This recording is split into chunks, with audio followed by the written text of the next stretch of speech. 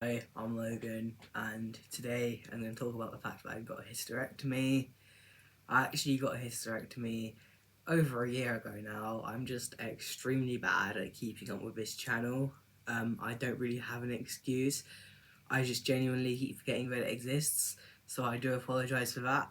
I got a hysterectomy on the 4th of April 2022, and I got it done privately at the Lister Hospital in Stevenage, which is actually an NHS hospital, but I went as a private patient. Overall, I don't know how much of a surgery cost because we got it on our health insurance because I actually had a condition called, I can never pronounce it right, but adenomyosis, which was like, so my insurance covered it based for medical reasons.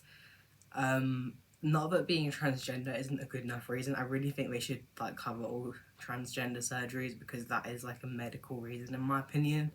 But whatever, I'm not gonna get into that now. But yeah, so I got that done there, and that's why. But obviously, I wanted one anyway because of my gender dysphoria and the fact that I want bottom surgery.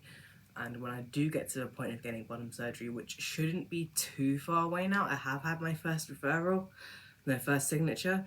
But yeah, when I do get to that point, it will make the process easier because I've already had a hysterectomy, so that's good. Overall, I found the process actually quite a bit harder than top surgery, mainly just because of the location of the surgery and like the fact that it gave me a bit of dysphoria. And although the surgeon was really good about it, it did still cause me dysphoria to have this operation done, but then again it relieved some dysphoria once I'd had it done, so it was sort of like a, you know, like 50-50 kind of thing.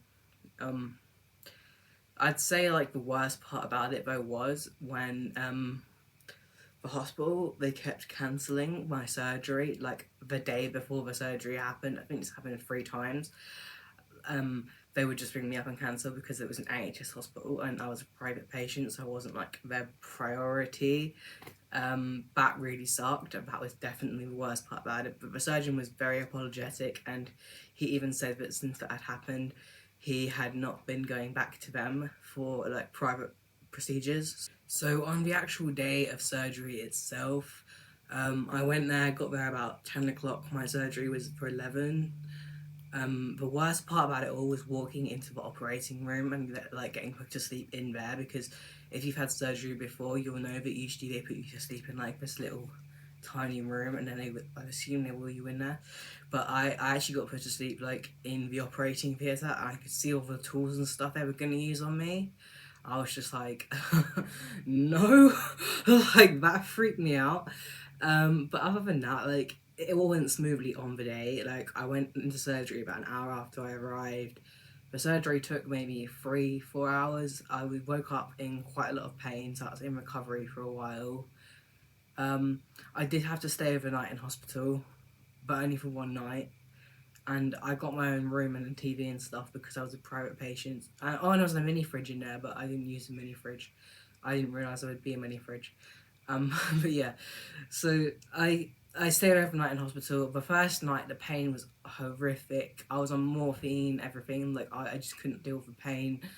After that, it got slightly easier, and I went home the next day, and I was just living off like paracetamol, ibuprofen. It wasn't that bad, but I did have some complications up on like the 5th day mark where I couldn't eat or drink anything without being in severe pain in my stomach. So I had to go to my GP and get some different medications for that.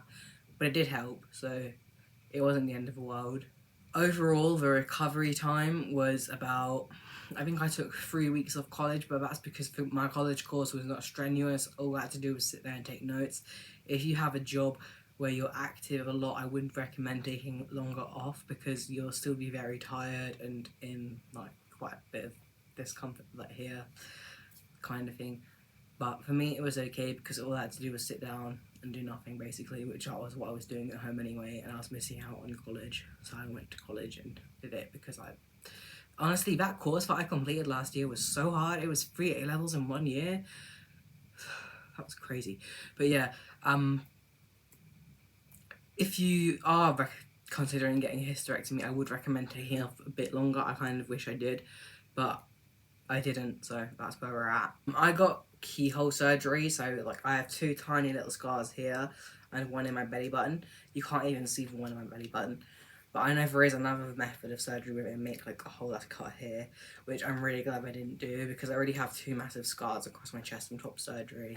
And I don't want anything else to sort of indicate to people that I'm transgender because most of the time I'm stealth now. I mean, online I'm openly trans, but like in real life I go out and do my day-to-day business and nobody knows kind of thing. And nobody knew in college except for like one person and the staff. So yeah. But I had keyhole surgery, so yeah, 2 incisions there, one in your belly button. And it's sort of like if you've ever had appendicitis and they take out your appendix, it's the same locations of the wounds. I think they blow up your stomach with like gas and then they do what they gotta do kind of thing in the surgery and then release the gas. I don't know how it works, honestly. If you want to know how it works, I'd recommend searching up like how does a hysterectomy work because I'm not the best person to ask. How does it affect me a year after the surgery? Well, I'd say I am in a much like more masculine mindset. I don't have my body's not producing any female hormones now, so it's entirely just me taking testosterone to balance out my hormone levels, which is good, but sometimes I do forget and then I get really bad headaches and stuff. So I did try out Nabido, which is the long-lasting testosterone injections, but unfortunately I was allergic to it, so I had to switch back to the gel. And yeah, so that's quite annoying, but that's what happened. So yeah, overall I found that the hysterectomy was difficult recovery but a positive experience for me, and if you're a trans guy wanting a hysterectomy and you don't want kids, it's something I do recommend, and it will speed up the process of bottom surgery as well if if you want that. So yeah, that's basically everything I have to say about it. If you have any questions, feel free to leave them in the comments and I'll get back to you as soon as I can. But yeah, thanks for watching.